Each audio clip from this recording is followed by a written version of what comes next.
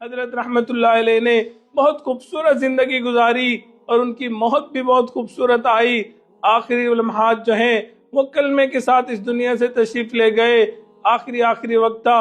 حضرت مولانا ذیشان صاحب حضرت جی رحمتullah علیہ کے ساتھ تھے. حضرت جی رحمتullah علیہ نے پوچھا حبیب اللہ کہاں ہیں؟ میں باہر تھا. تو انہوں نے فرمایا کہ وہ باہر گئے ہیں. پھر حضرت نے دوبارہ پوچھا کہ جو ہمارے مقیمین حضرات ہیں، سالکین حضرات ہیں، ان سے دعاؤں کا کہیں. پھر اس کے بعد بات فرمانے لگے جو حافظات بچے اور بچیاں ہیں ان سے دعاؤں کا عرض کریں. اور اس کے بعد حضرت نے جزاک اللہ کہا. جتنے لوگ موجود تھے بیسیکلی سب کا شکریہ ادا کیا.